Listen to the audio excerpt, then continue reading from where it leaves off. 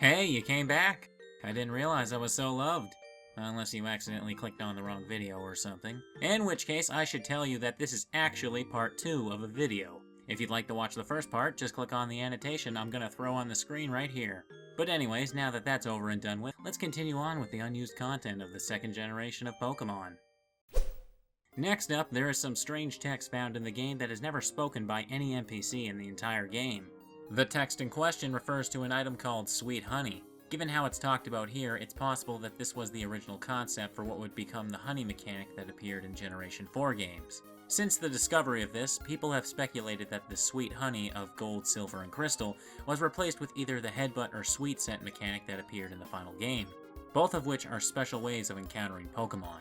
This has also caused people to believe that this unused text was originally meant for the lady that gives the player the Sweet Scent TM, as the string of text also contains the spoken cry of a Butterfree. Speaking of scrap mechanics, there also exists an unused wild battle process in the game. The only thing that this does is force the Pokemon encountered to be female, when possible of course. The only real use in gameplay I could see this having would be for catching Pokemon specifically for breeding purposes. So perhaps at one point the developers considered having some kind of usable item to allow for this type of encounter. However, there doesn't appear to be any equivalent for encountering male Pokemon this way. Moving on, it's finally time to talk about our old friend Mew again. Although in Gen 2, Mew is one of the few Pokemon that can only be obtained by transferring one from the previous games, there is actually some unused content associated with it in these games. What I'm referring to is its shiny form. Now you're probably thinking, but Picaspree, how does that count as unused content? All Pokemon have shiny forms. And you are correct there, all Pokemon do. But in the case of Mew, it's actually not possible for it to happen through legitimate means. Bear with me here, as I need to explain a couple of different things for this to make sense. I'll try to keep it a little simple for those unfamiliar with the deeper mechanics of Pokemon. You see, shiny Pokemon are something that was introduced in Generation 2. It works very differently in future games, but for Gold, Silver, and Crystal, what determines whether or not the Pokemon will be shiny is based on a random set of values generated when a Pokemon is encountered, bred, or obtained as a gift.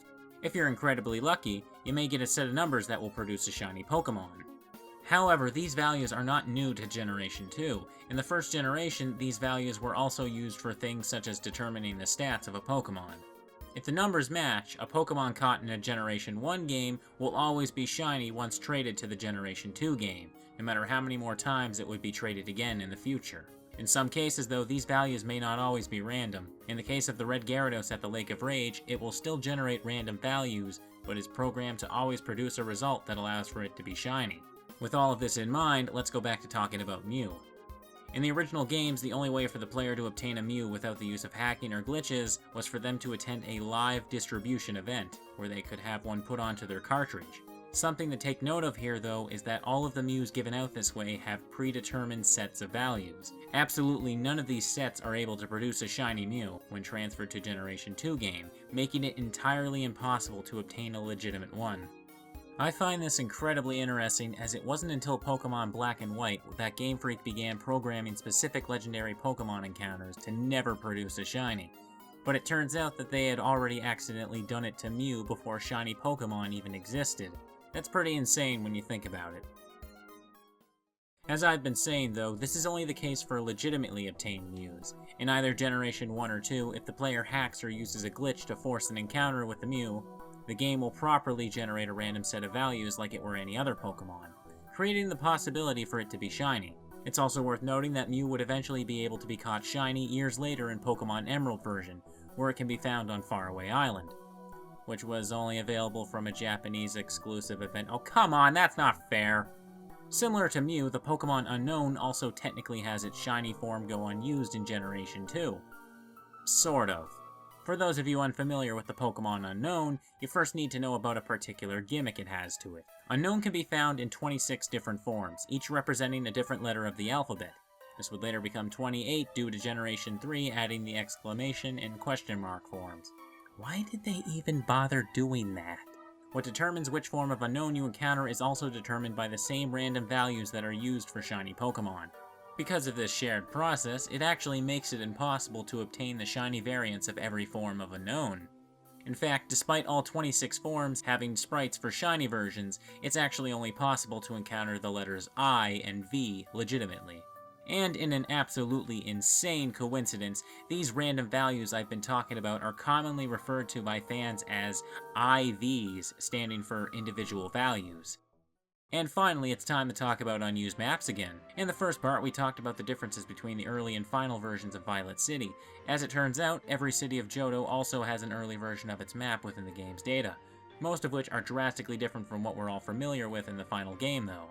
This is, however, not the case for any of the Kanto towns. This is obviously because they were based on how they appeared in the first generation games, so there would hardly be a need for multiple phases of deciding their layout.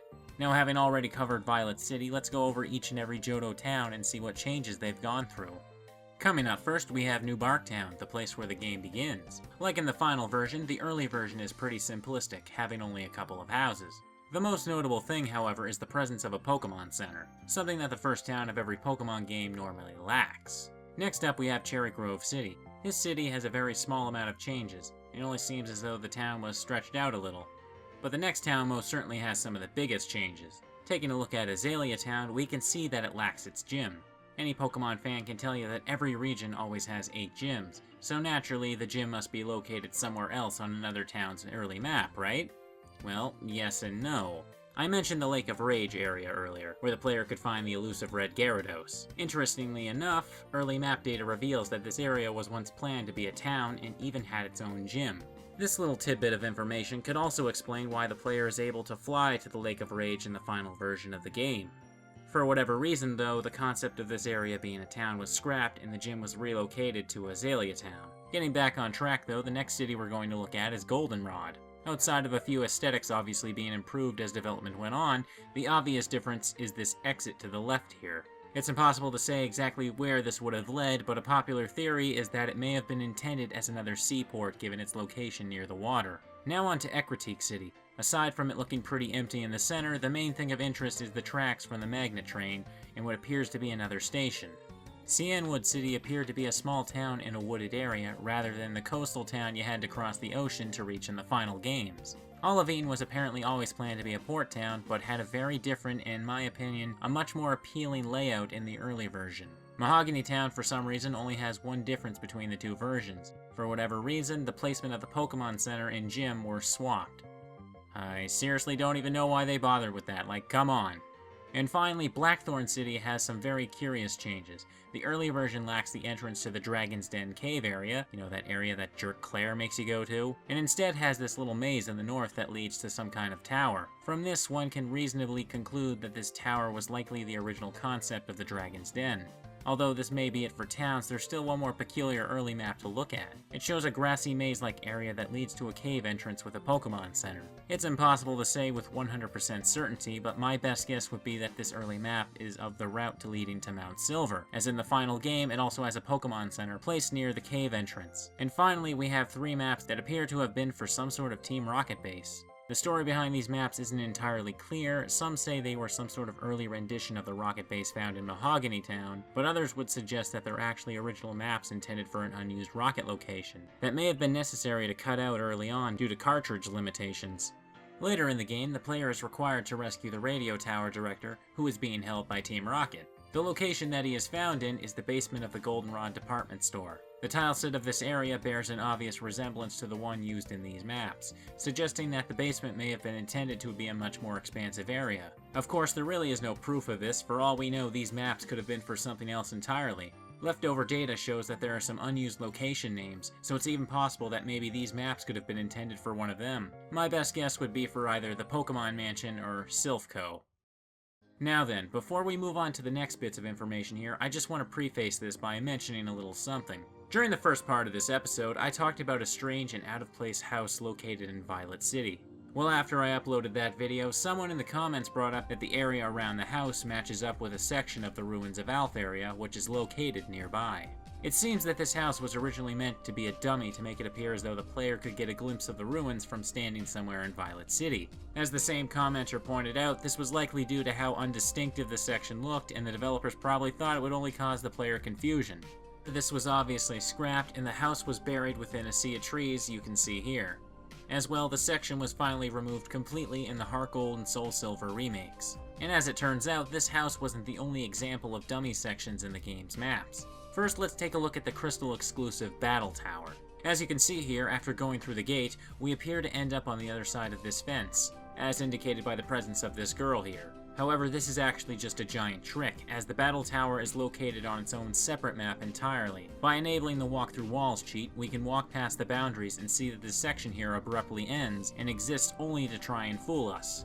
By attempting to talk to the girl in this dummy section, she only says, "Object Event." This is clearly placeholder text that the developers never intended for us to ever see. There are a few other points in the game where this object event text can be viewed. At the beginning of the game, when you are on your way to meet Mr. Pokemon, two trainers can be found battling.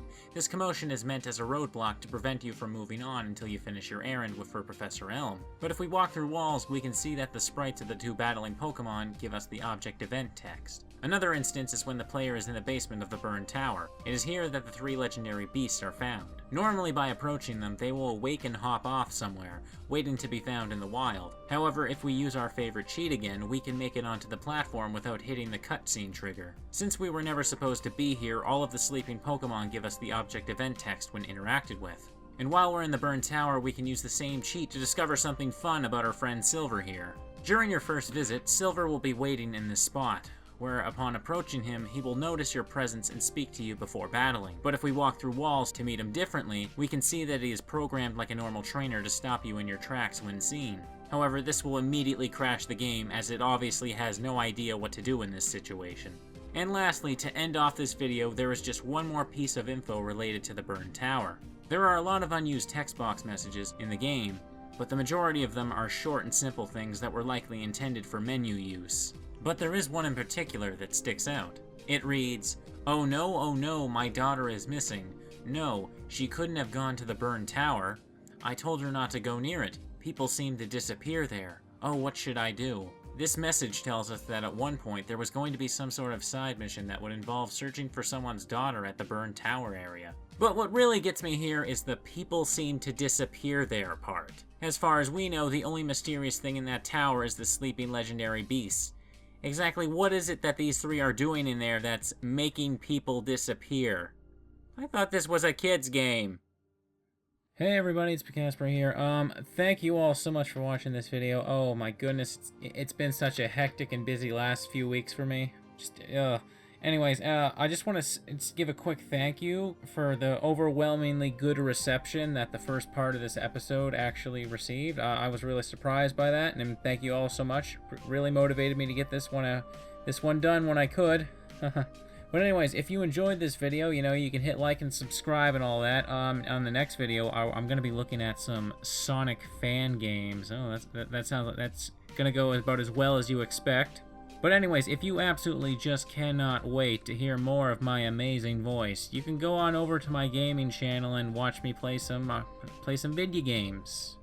Yeah, I don't know what else you'd expect to see there, but anyways, what can I throw there? How about 7 Mysteries? That was a fun one. You know, also put like the top 6 jerks video up there too, and Go Suburb 2. That was a fun game I played the other day.